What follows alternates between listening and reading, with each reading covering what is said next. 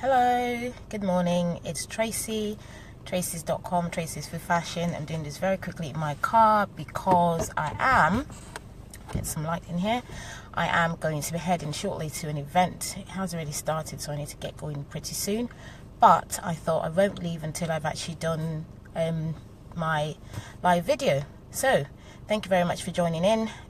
Yes, this is Food Fate Chat.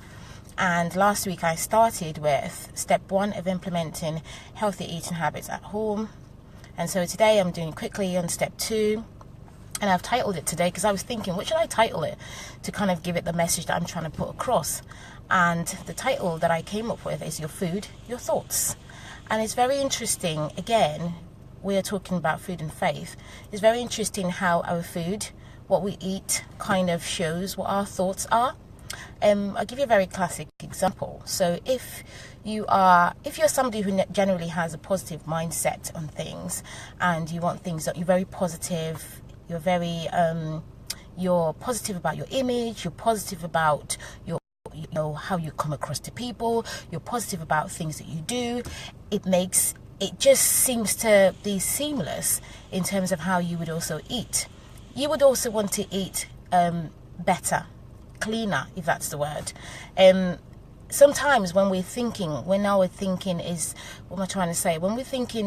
negative about something, maybe something in our life or a situation that you might be going through, I might be going through, sometimes food is the last thing that you want to think about. Sometimes eating good food is the last thing you want to think about. What's the first thing that people tend to do when they're stressed, when they're worried about something, when they're thinking? It sometimes happens to me as well. You'll indulge. What do you indulge in? You indulge in chocolate, you indulge in all sorts. So sometimes the way you feel reflects on how you eat. If you are feeling good about yourself, if you're feeling fabulous about yourself, you're feeling very positive, you're feeling very energetic, it's natural for you to want to have something that would make you more energetic. You would want to try colors and food. You would be open to trying new types of food. You will have a wide imagination. You'll be more creative in your thoughts. But when you're a bit down, as in feeling a bit low, either mentally or physically or even spiritually, it can affect your eating habit. You could start to eat the things that are not necessarily right for you. So there is a correlation between how you think and what you eat. It's a bit like saying, show me your friends and I'll tell you who you are. That sort of thing.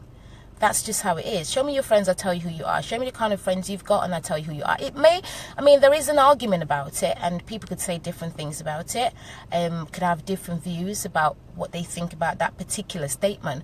But what I'm basically trying to pull out today and under step 2 very quickly is just to say your food and your thoughts, they go together.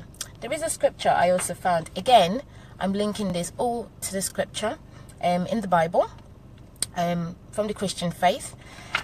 There is a reading in Proverbs 23 and verse 7. And it says, for as he thinks, so is he in his heart. So as you think is how you are.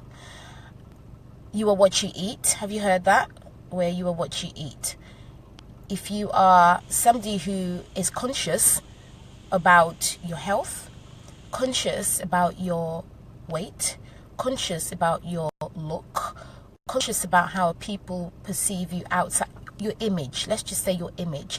If you're conscious about your image, it's only natural for you to want to consider foods that will improve your image, improve your health, and make you look, make you appear more, what am I trying to say? Give you more of a better image or a nicer image.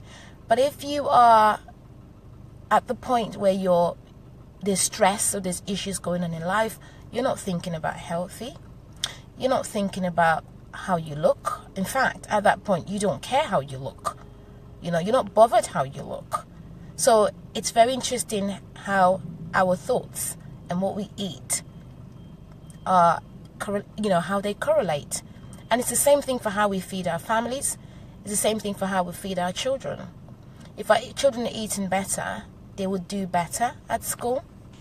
Studies have shown that when they eat good breakfast, as an example, they can concentrate better. they're more active. There's been times when my daughter or my son hasn't eaten breakfast the way they would normally eat, and that really does have an impact on how they act throughout the rest of the day. So I want to encourage you today on step 2 that there might be challenges that people go through in terms of wanting to get into a healthier eating lifestyle. For instance, I've heard comments like healthy food is expensive. I wrote this down, so I'm just looking at my notes while I'm doing this. If you're watching, I've got no time to prepare. I'm a very busy person. I haven't got time to prepare food. Healthy food takes long to cook. Some of these are myths that we will dispel in step 3 next week, Friday, by God's grace, when I cover meal planning and how you can meal plan, a basic simple techniques to meal plan to help you dispel some of those myths that says healthy food is expensive, some of those myths that say healthy food takes longer to cook, some of those myths that say it's too much time wasting, it's too much stress, or I haven't got time. No time is too much of a time to look after what you eat. Yes, exercising is another aspect. It's not something I do very often myself, that much exercise. People who know me, my friends who know me, know that I'm not great at exercising, and it's something I'm trying to sort of change, because you can be eating well, but if you don't exercise, then yeah, you need to have a balance. So these are some of the things we're going to talk about in step 3 around meal planning. Thank you for staying connected. Remember, you're awesome. Remember, you're beautiful. Remember, no food is bad food, just like I said in step 1. Sometimes it's about how you consume it. For instance, if you indulge a lot in chocolate and sweet food, then yes, it will have more of a negative impact on you. But if you indulge once in a while, just because you're feeling cool, just because you're feeling great, you've had a lovely week, and you just want to indulge a little bit on a Saturday night or even on Sunday, there's nothing wrong with that. Again, it's about how you feel. It's your mood. Your mood determines what you eat, which is back to what I said, your food, your thoughts. So your mood determines what you eat. You might feel like indulging on a particular day, and other days you don't want to indulge. You just want to eat the normal stuff. And there are other days that you might really want to eat junk and you really don't care. But it's about control. Those are some of the things we will cover next week when I cover step 3. It's very short and sweet, but all I want to do is encourage you with words that your food and your thoughts correlate. How you think can determine what you eat, or what you eat can have an influence on how you think. Eat well, live well. You can indulge. There's nothing wrong with indulging. You can indulge, but it's about the level of indulgence. So hopefully I will connect with you sometime next week again, while I take you through step 3, where we'll be talking about basic meal planning tips. What are the things you could do to start meal planning in your home if it's not something that you already do? Thank you very much for watching, or thank you for listening. Have a fabulous Friday that's as fabulous as you. Remember, keep influencing your family positively with good food. Keep influencing your community with good food, and keep making it happen. God bless. Bye.